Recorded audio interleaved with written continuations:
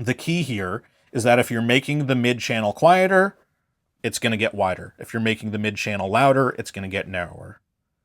I like that. I think Side is the opposite, right? If you're making the side channel louder, it's going to get wider. If you're making the side channel quieter, it's going to get narrower. fantastic. Right? I So love that. that's kind of the key. And then you can apply that, you can superimpose that on whether it's EQ or whether it's compression or whatever.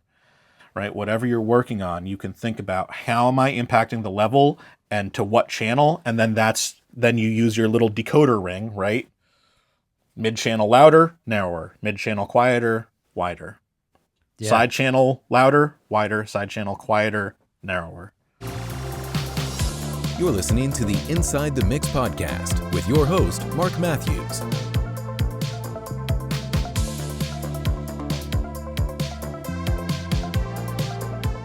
Hello, folks, and welcome back to the Inside the Mix podcast. In this episode, I have a returning guest. And it's not often I have returning guests. It's not because I don't want to. It's just because I have a lot of people on here. But I'm really excited for this one. So I've got the mastering engineer and audio educator from Western Massachusetts, Ian Stewart, back on the podcast. Ian, thank you for joining me today. How are you? Hello. Thank you so much for having me back. I'm doing really well.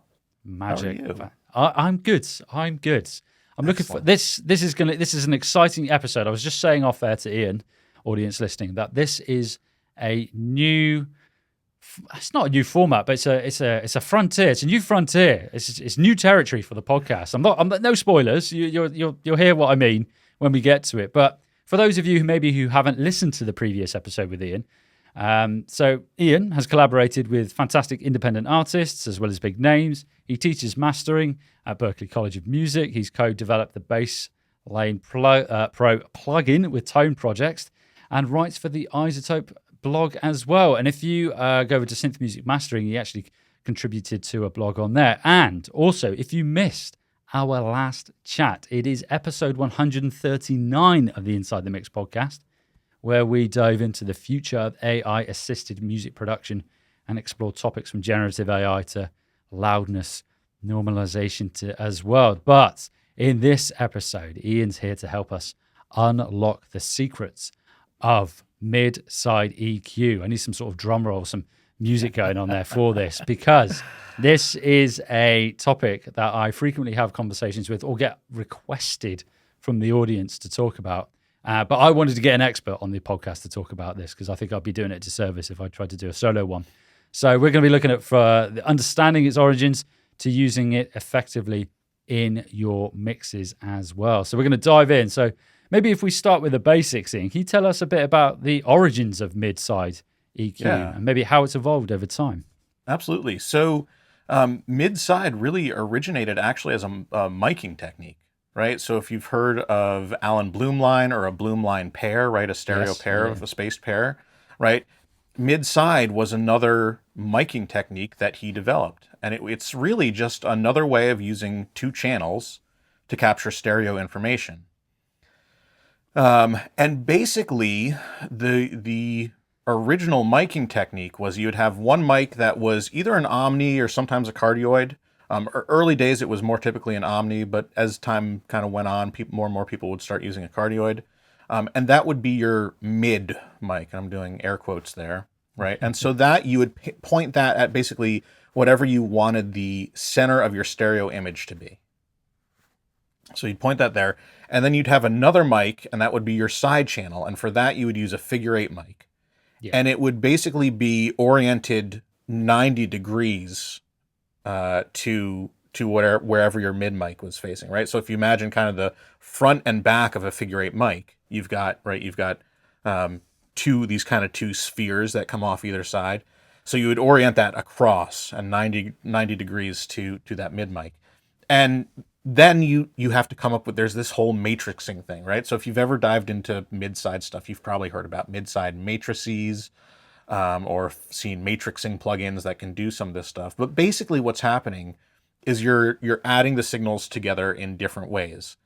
And the thing that even allowed this to work, that allowed Alan Bloomline to come up with this technique, is this kind of particularity about figure 8 mics. So if we think of it as a front and back, right, of where that figure eight is, the polarity of those two are opposite to one another.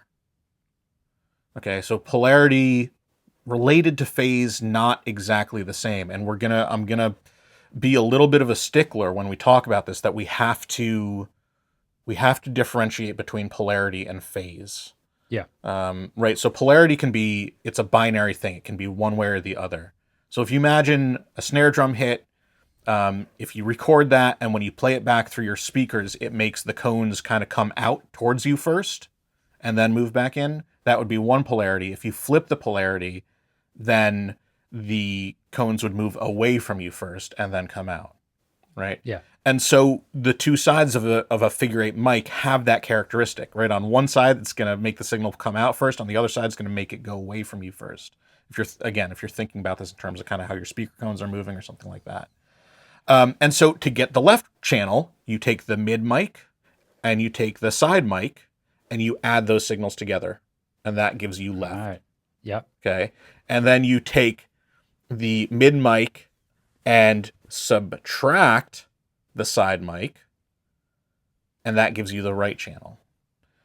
And so kind of the way that you can think about subtraction in audio is just flipping the polarity.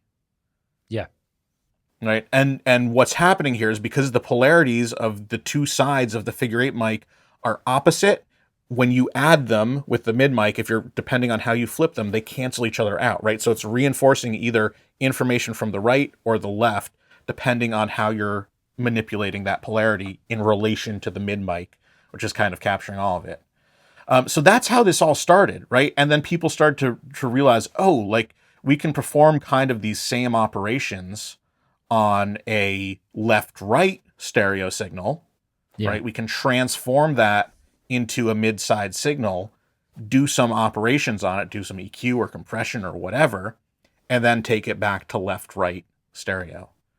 But at its core, it was originally a miking technique, and it's just another way of representing stereo using two channels. So, yeah, I don't know. Did that make sense? Can I elaborate on any of that? No, I think that's good, and it does make sense, and it echoes something that I did when I was doing my master's degree, and it's all coming back to me now when you're talking about polarity, and then when you're talking about the figure eight mics and how you're positioning them, because I remember going through all the various different miking techniques and all the different microphone types as well. So it's all really interesting stuff. And what you mentioned there about polarity and phase. So you mentioned that you wanted to discern the difference between the two. Right. Why do you think they're often maybe confused might be the wrong word, but why do you think they maybe misrepresented or confused maybe? Yeah, I think just intertangled a little bit, right? I think part of it is that because phase, one of the ways that a phase change can show up is 180 degrees phase shift. And that if you don't have any other information about the audio signal, looks exactly like a polarity flip. Right, of course, yeah. But the thing about phase is that it can be anywhere in between, right? It could be 17 degrees or 90 degrees or 43 degrees or 128 degrees or whatever, anywhere up to 360 degrees. So we basically use the number of degrees that are in a circle to measure phase rotation or phase shift. And the thing about phase is that it can be specific to frequency, right? The same amount of timing shift is a different amount of phase shift depending on the frequency. So it's not, polarity is just basically flipping the sign of the signal or the direction of it, whether it's going up first and then down or down first and then up. Delay is just moving the whole thing in time. Phase is kind of doing a combination of those things. And it's dependent on the degree of rotation. And so if you simplify the idea of phase, it looks a lot like polarity.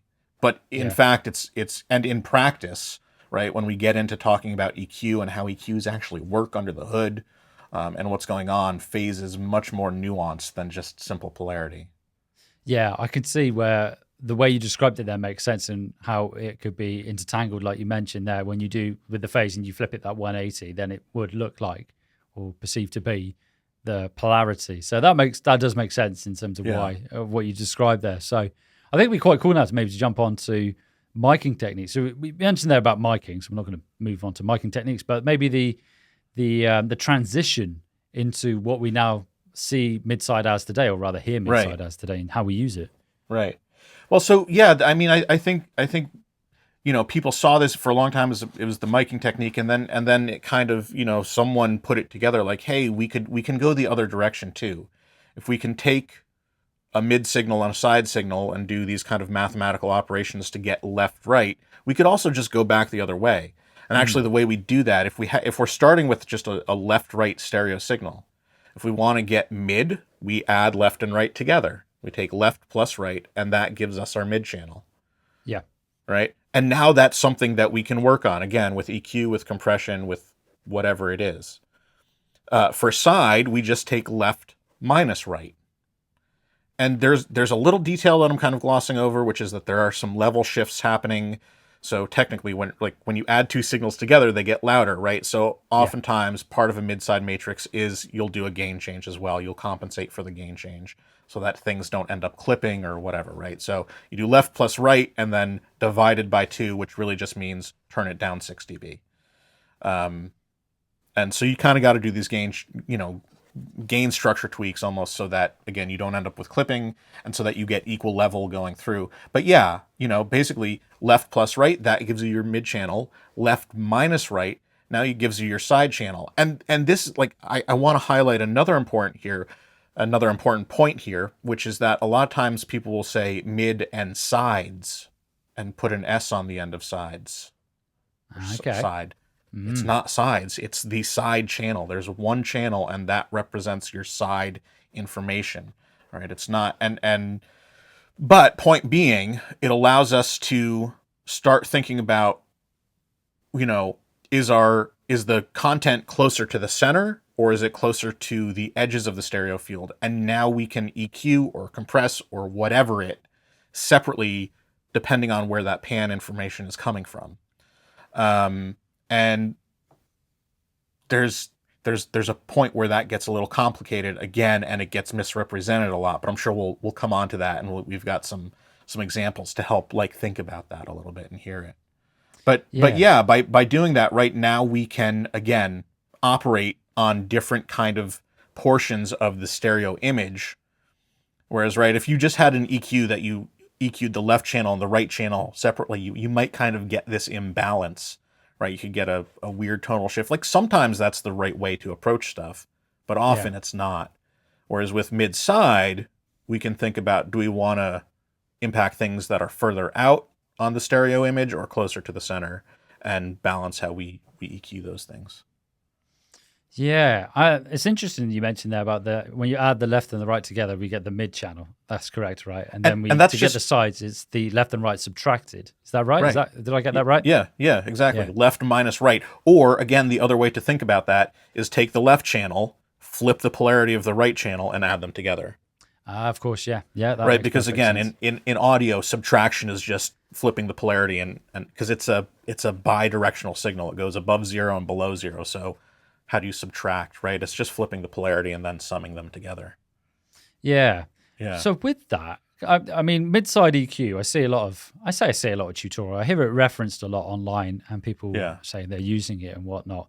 What are the common sort of, maybe not misconceptions, but errors, error, let's say, that you encounter? Right. I think there's one big one, right? And it seems like almost, and I've kind of alluded to it here, but I've tried to at least foreshadow that there's a little bit more going on, right? But the big thing that you usually hear is people will say, well, you can use the mid channel to get stuff that's right in the center of your stereo image, right? And affect that. And you can use your side channel or the sides, which again, that's really not right. It's one channel. Side channel is one channel, but you can use the side channel to change stuff that's at the edges of your stereo image. And that's kind of as far as people usually explain it. And it leaves this impression, I think, that if you've got a hard pan guitar off to the left and you want to make it brighter without impacting the vocal, you can just EQ that one way. Or if you want to make the vocal brighter without impacting the guitar, you can just EQ the vocal that's in the middle one way, and it's not going to affect the things that are out at the edges. And the fact is that that's an oversimplification. It is more nuanced, and there's there's crossover between those things. And moreover, because mid-side, right, how we construct a stereo image from a mid-channel and a side channel is like very, very dependent on the polarity relationship of the negative side to the mid. If we start changing the phase, which again is related to polarity, if we start changing the phase of those channels independent of each other, it impacts the stereo imaging. So that was a lot, right? But those are, to me, those are kind of the things that often get glossed over, but are really important. And like Audible, and we've got some examples to highlight this stuff. But yeah, it's more nuanced than just center and edges, and you do have to think about the phase response of whatever you're doing. Yeah. So just to recap there, as you mentioned, it's not so the idea that you mentioned about if you've got a guitar that's hard left or hard right, thinking that you could use mid-side EQ just to EQ that guitar and not the vocal because it's on the left or the right, that's not an oversimplification, but that's a misconception. Would that be right in saying? Oh, yeah, a little bit. And again, there's nuance to all of this, and I want to try and ease into it and not just hit everyone totally over the head at first. But yeah. And we'll see. So I think maybe, I don't know. Do you have other things that you want to maybe kind of talk through a little bit before we get into some of our audio examples? I think we should dive into the audio example. Should we do that? Yeah. I think that'd be good. This is the frontier I was talking about at the beginning of the episode, audience listening. This is the first time we've done one of these technical conversations, and we are going to be using audio. So yeah, let's do it. Let's do it. Yeah. So we've got 3 files that I want to play at first, right? And they kind of serve to illustrate this misconception a little bit, right? So we're going to start. We've just got a little guitar loop, just a little acoustic guitar loop, and it's going to pan from the left channel all the way over to the right channel. So at this point, if you're listening on a phone, right, or something that's more or less mono, headphones are great. This is definitely a time to put in some decent headphones, or go sit in the sweet spot of if you want to listen on speakers there, you'll get some of the same effects, right? But we're going to start, and again, this guitar is just going to pan from hard left across center over to hard right. And then we're going to go and listen to that in the mid channel and the side channel and see what happens. Cool. So this is audio clip number 1 then. Let's give this a go.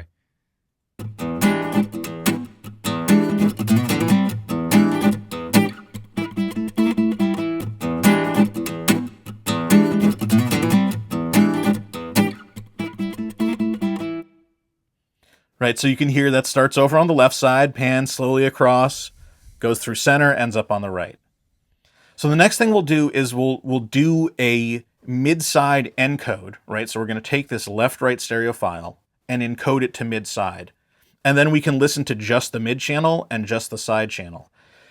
And so what I think a lot of people imagine happens is that, well, actually, let me ask you, and maybe you have an idea of what happens, but maybe you can pretend that you're your average person who hasn't thought too deeply about this and try and guess what happens or what they. I don't know. You get where I'm going with this, right? But if we think about, okay, if we take this guitar and it starts off hard left and it goes through center and ends up hard right, if we listen to that and in just the mid channel, what's that going to sound like? Like when it's panned hard left, are we going to hear it in the mid channel, or is it not until it gets to the center that we're going to start hearing it? What would you think would happen? I think we're going to hear it in the mid channel. Yeah. Yeah. And audience listening, I'm going to ask you, I'm holding off a little bit here. I'm going to ask you to try and imagine what you think you're going to hear, right? And if the common wisdom is that the mid channel is stuff down the center and side channel is stuff out at the edges, like what do we think we're going to hear? Is it going to fade from silence up to guitar as we get to the center and then back out to silence as we get further off to the right? Or are we going to hear something else? So at this point, let's go ahead and play it. This is number 2, right? I like this. This is number 2, yeah. Let's do it.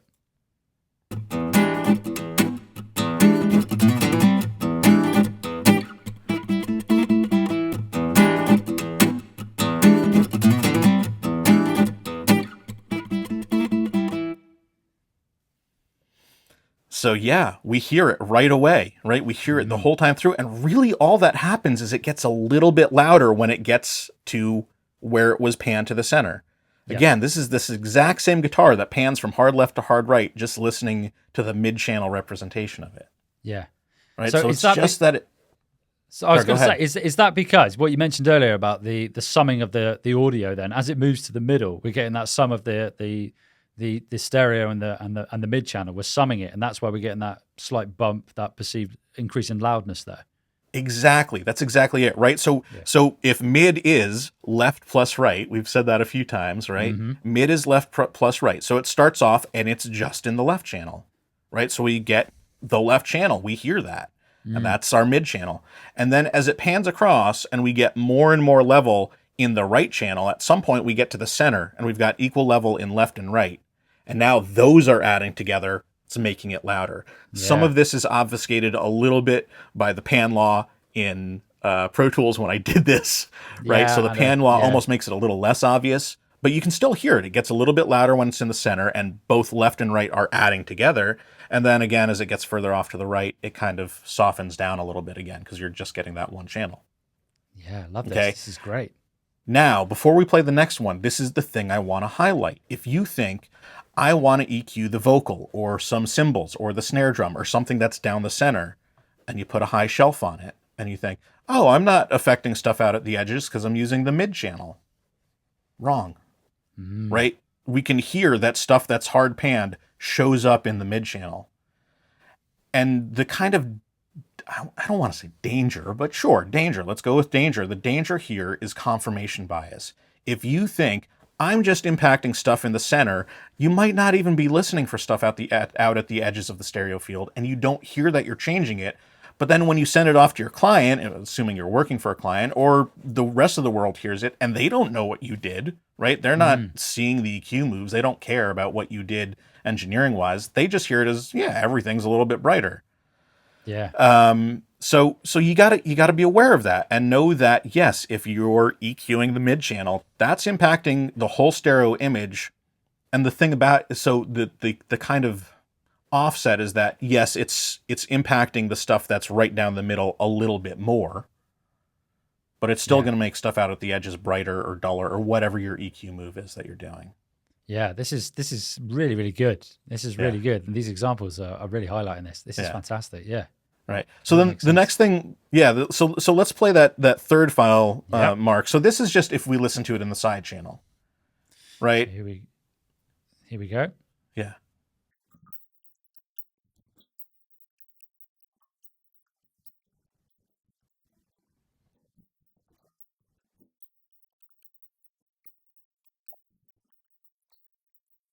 Cool. Yes. Interesting.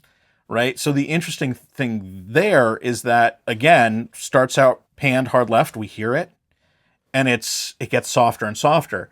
And the kind of crucial thing here is that, yes, when we get to dead center, we get a null, and we actually get silence.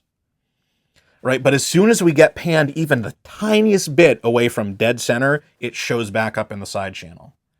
Right, so this tells us, practically, if we think about this tells us our side channel, if we're EQing our side channel, yeah, we're getting stuff predominantly that's hard panned, but really we're getting at least a little bit of everything until it's dead center. Dead center.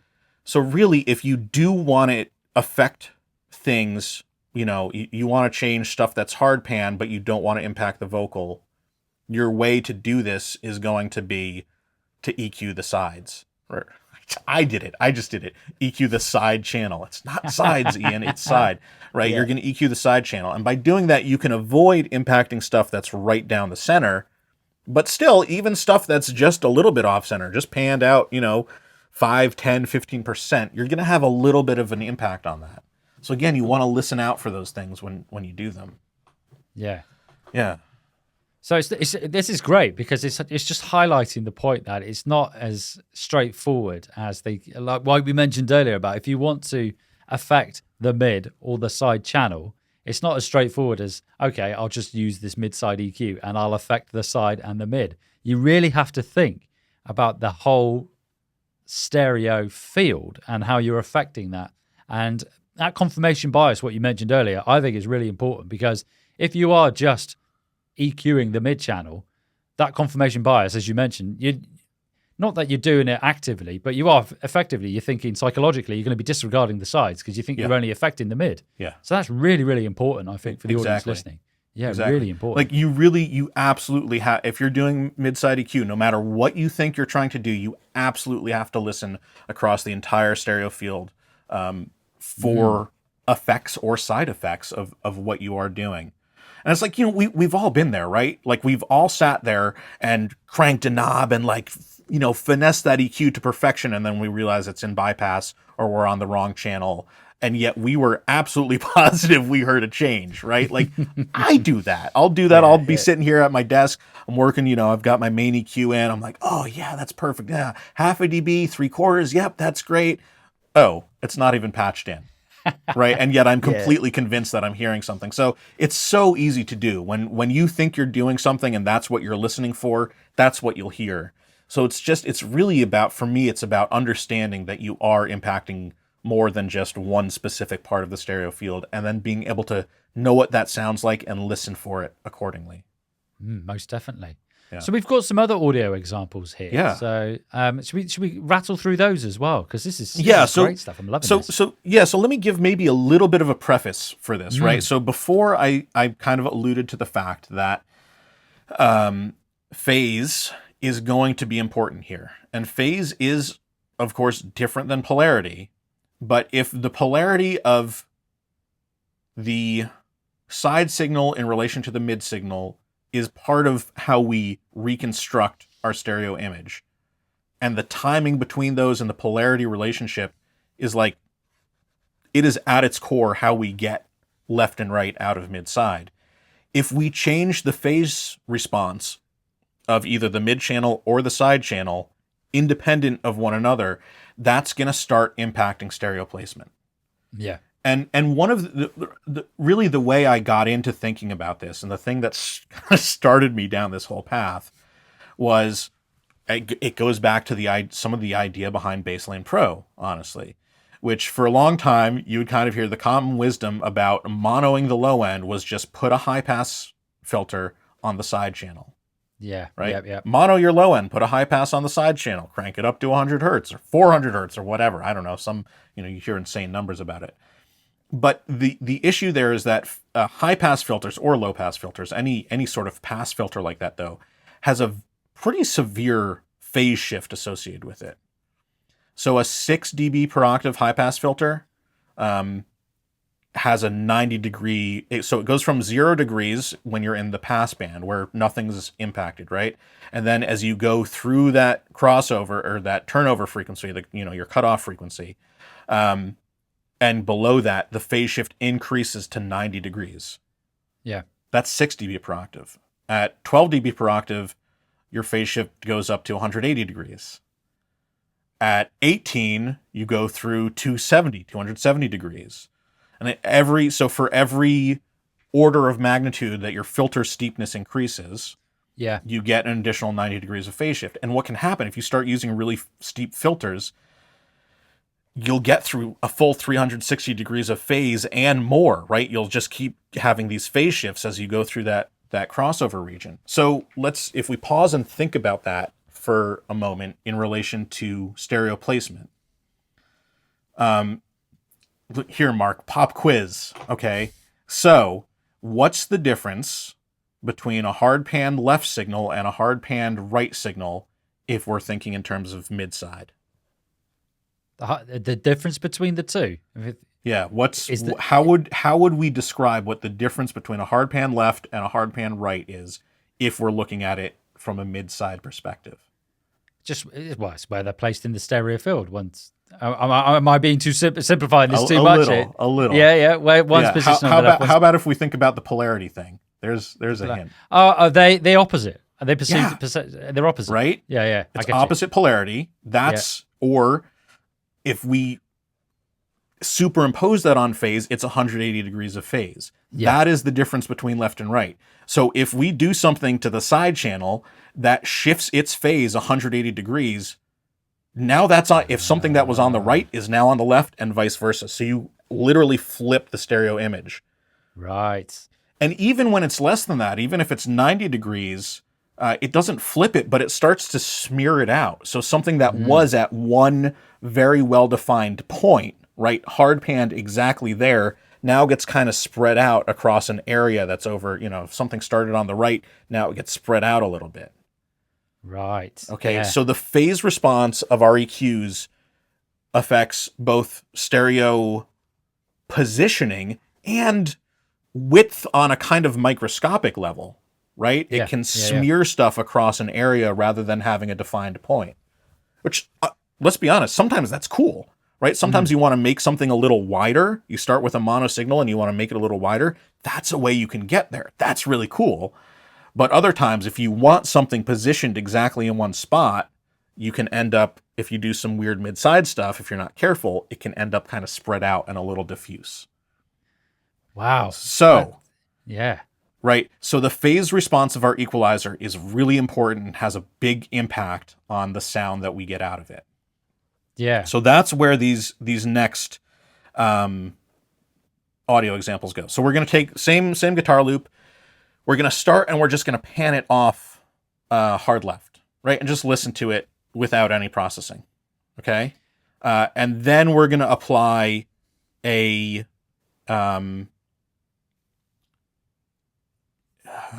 which is this? Sorry, I've just got to check my notes here. I'm going to say number 5. Yeah. Yeah, so that's 5, right? Let's start there. Yeah, let's go ahead and start there. Let's do that.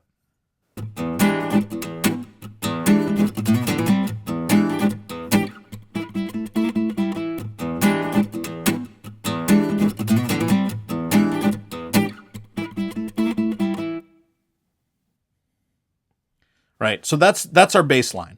Okay. And then what we're going to do is, I see. I'm looking at this. I'm looking at my notes and I've got my images in here too.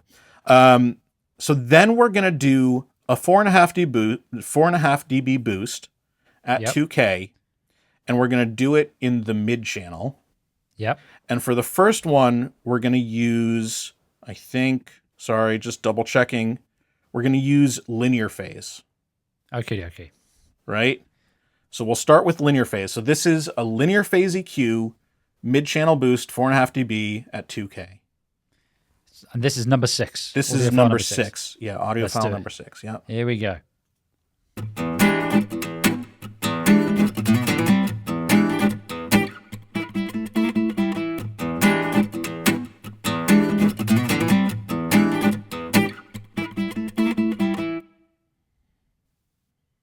Right? So that's maybe what you would expect if you're EQing the mid-channel. So of note, it's gotten a little narrower at 2K, right? We've kind of pulled 2K towards the center because we're boosting the mid-channel. That pulls it towards the center. But the rest of it, the low end and the real high end, are still kind of off far left. Yeah. Okay? Now, next up, we've got number 7. This is the exact same boost. So I think I did these with, if I'm remembering correctly, I did them with Pro Q3, which you can just switch between minimum phase and linear phase, right? Yep. So I took the exact same EQ setting and just switched it to minimum phase. And now let's take a listen to that. So this is number 7. Here we go. Number 7, yeah.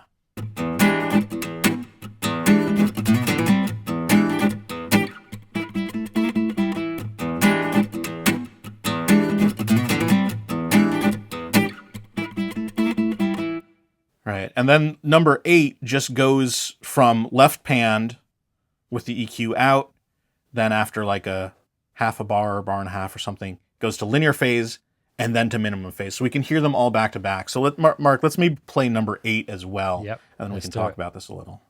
Cool.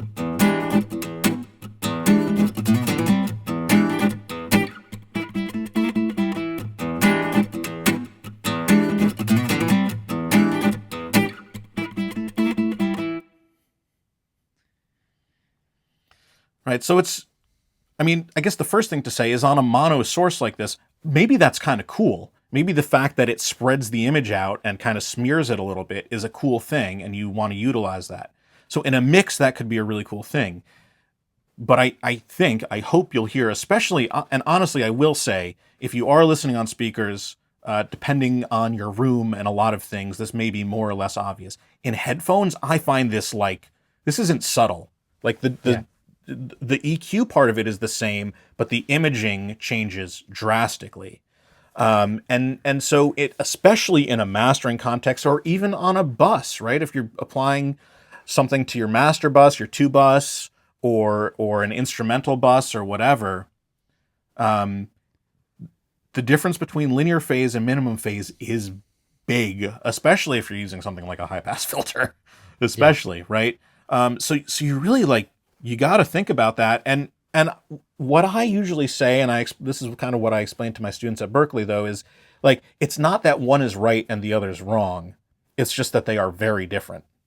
And so it's really worth having an EQ where you can audition those differences without having to try and replicate settings and whatever, right? If you can just switch between minimum phase and linear phase and listen to the differences. So Pro Q3 is great to do that, right? It's just a drop down at the bottom. You can switch that.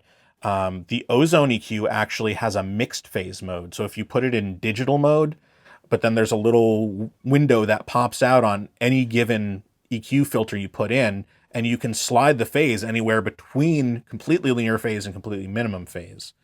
So being able to do that and really, hear how the phase relationship or the phase setting of that channel impacts the overall stereo image and, moves stuff or smears stuff or, changes it is really important.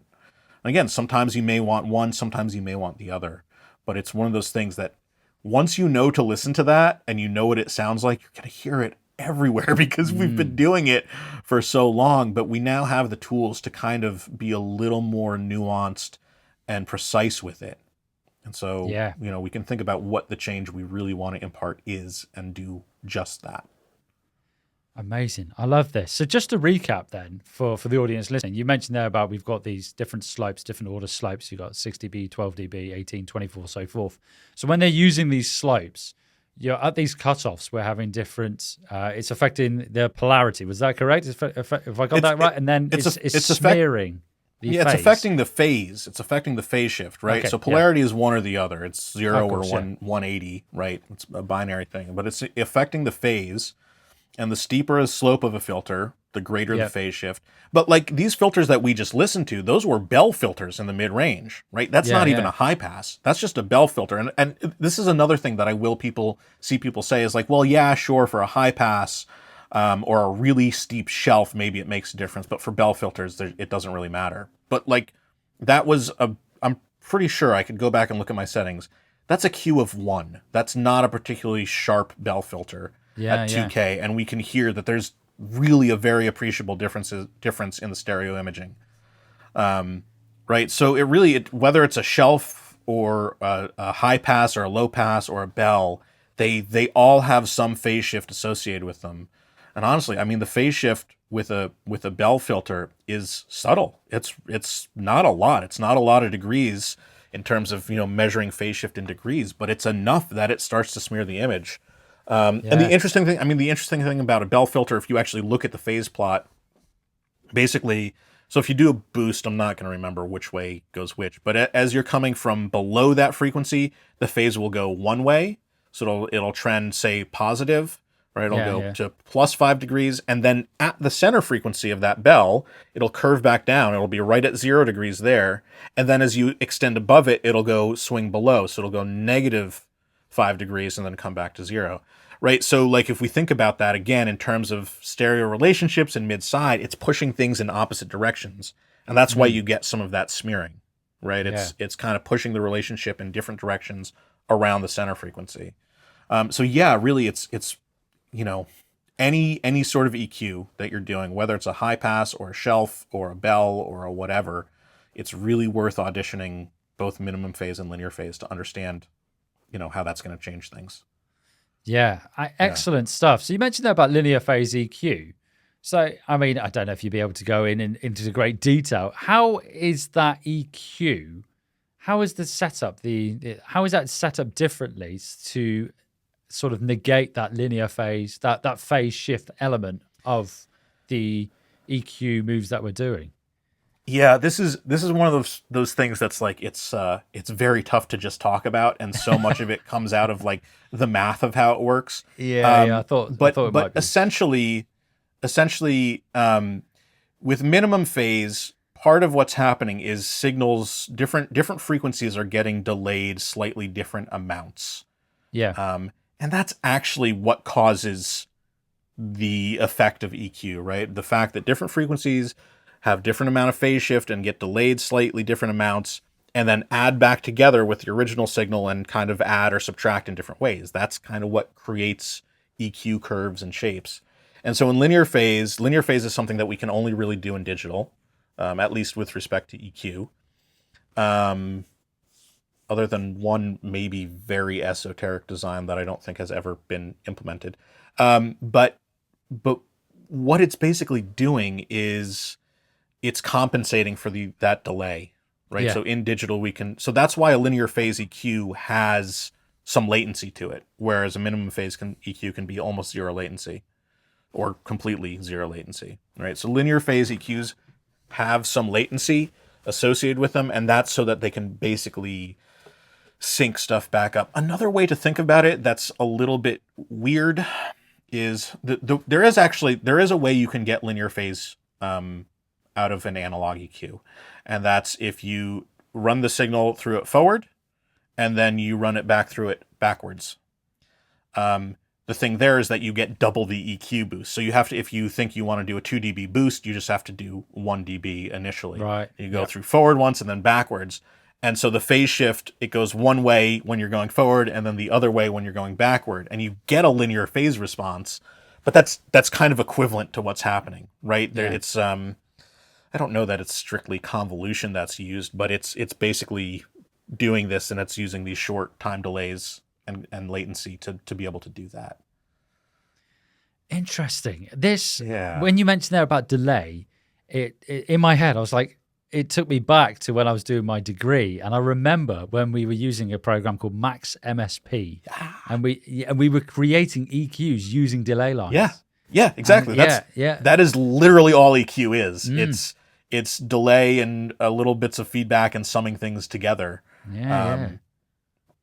Amazing. Yeah, and basically it like all EQs start with very simple types of delay and recombining and shapes, and then you can build upon them and iterate them to get bells or to get high passes or low passes or shelves or whatever. Or now we have these more esoteric shapes, band shelves and flat tilts and stuff like that. But they all start with very simple principles. Yeah, that's amazing because like I said, that it just in my head I was like, light bulb moment. I remember now. I remember the delay lines. Yeah, I do. It's all coming back to me now. It's been so long. It's probably been almost 10 years that I was having these discussions and going through all this stuff. But Ian, this is amazing. I'm absolutely loving this. I'm gonna have to do this more when we're having these audio examples and these technical deep dives. I'm loving it. I'm really glad you're up for it because this is one of these things that this is like my favorite topic. Honestly, my favorite audio topic. Because there is really cool stuff that you can do with it. And I think it's once you really understand it almost unlocks more possibilities, right? At first it might seem like it's limiting, like I'm saying, there are all these constraints and all these things, but like once you understand what's happening, then you could do things like invent Baselane Pro or whatever, right? Like it's the fact that I thought so deeply about this stuff for a while that allowed me to come up with some of these things and ways to manipulate stuff. And you can do some really cool stuff. And so, I think one, unless you have other tangents you want to go down or whatever, I'm happy to chat as long as you want. But one thing that I also, a way I present this to my students, and I think that's a helpful way to think about mid-side in general, is rather than think of it as affecting different areas of the stereo field, if you think of it as X-specific width manipulation, that starts to make more sense, right? So if you're using an EQ, it's like frequency-specific width manipulation. And especially if you do it with linear phase, right? If you boost the mid-channel, if you boost a frequency in the mid-channel, you're going to make that frequency range narrower, right? Because it's going to pull stuff in from the sides. You've got more mid information. So that seems to a mid-side thinking device. There's no thinking going on, whatever. It's just a matrix. But it seems like it's more towards the center, right? If the level of the mid-channel is stronger compared to the sides, that seems like it's coming more from the center. If you boost a frequency range out in the side channel, that seems like it's coming from one side or the other. That's going to pull it more towards the sides. So it's kind of more like frequency-specific width control than really EQing just the center or the edges. And then if you apply that to other things like compression, right? We've been talking a lot about EQ, but mid-side compression is pretty popular too, right? The way for me to think about mid-side compression is as level-specific width control. Right. So if I'm compressing the mid-channel, that means I'm turning down loud things, right? If I'm compressing, I'm turning down loud stuff. That means loud events that are based in kind of the middle of the stereo image are going to make the whole stereo image wider. Right. So if I get a really loud snare hit that's right in the middle and there's a whole bunch of reverb and I compress the mid, it's going to kind of emphasize the reverb out on the edges. Right. If I compress the side, right, it's going to emphasize the center. So it kind of, with compression, it kind of goes an opposite direction, right? But by compressing the side, you're making things, when it gets louder out at the edges, you're making things narrower. So yeah, if you think of it in terms of these methods of width control that can either be dynamic or frequency-based or whatever, that to me starts to make more sense. Once you start getting to things like saturation and whatever, it breaks down a little bit. I can imagine. And weird things can happen there, but very cool things can also happen there. Yeah. So just to reiterate then what you said there about, like, we've gone back to EQ. If we've got that mid channel and then we're doing that EQ on that mid channel and we're boosting in the mids, it's pulling in information from the side. Was that the way you described it? It's pulling in information for the side and then it's making it narrower? Is that correct? Yeah, it's not so much that it's pulling in information from the sides, right? The information has to be in the mid channel to start with. Yeah. But assuming you're operating on a more or less broadband signal, right? That's roughly even frequency distribution. From 20 hertz to 20K or something, right? When you boost the mid channel, that now the mid channel is louder compared to the side channel in that frequency range, which means the image gets narrower there. Yeah. Right. So it's not so much that it's actually taking information from the side channel and like bringing it in. It's just changing the panning of it and making the image narrower at that frequency. And again, if you've got a Bell filter, right, like there's a slope to it and the width follows that slope. Yeah.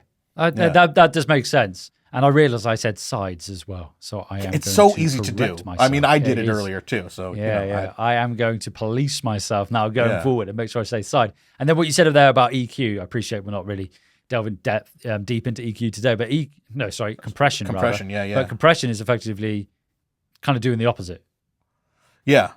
Well, just because, right, you're turning down loud stuff when you compress, sort of. Yeah. Depending on the attack time, right? Yeah. So you can make, if you have a long enough attack time, you can make the initial transient stand out more, and then the tail of it, you bring that down and it feels wider. Like there's super powerful stuff you can do here, and you can start to unlock. But yeah. Again, you just got to think. I mean, the key here is that if you're making the mid channel quieter, it's going to get wider. If you're making the mid channel louder, it's going to get narrower. I like that. I think side is the opposite, right? If you're making the side channel louder, it's going to get wider. If you're making the side channel quieter, it's going to get narrower.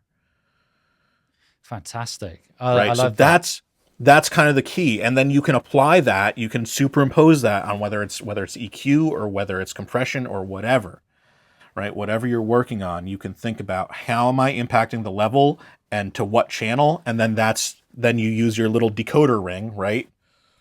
Mid channel louder, narrower, mid channel quieter, wider. Yeah. Side channel louder, wider, side channel quieter, narrower. I should make like a bracelet that has that or something. Yeah, definitely. I think, most definitely. I think so. I think that's great.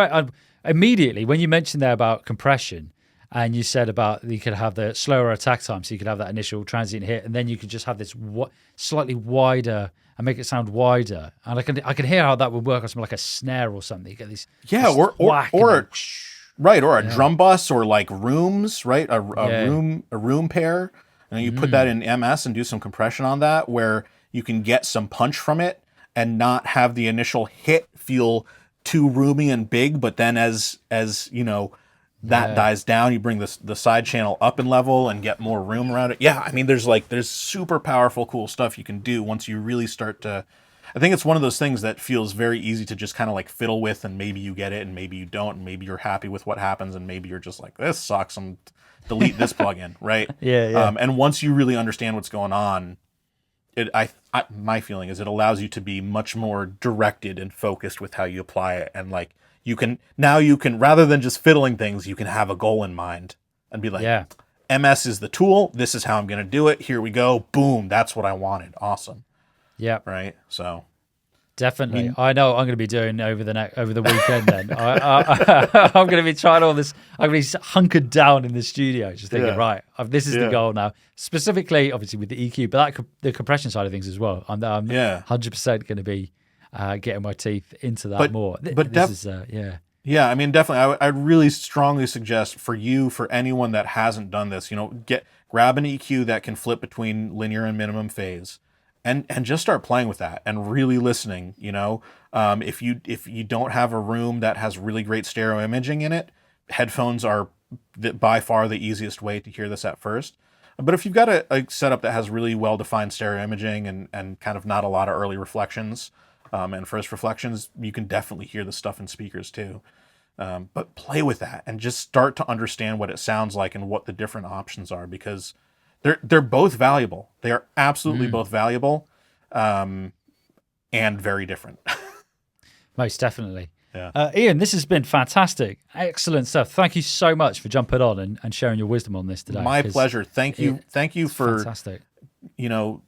Having a platform where we could do this. I'm excited just to have this, to be able to say, when someone asks me about it, rather than rant at them for an hour, say, here, go listen to this, plus their audio examples.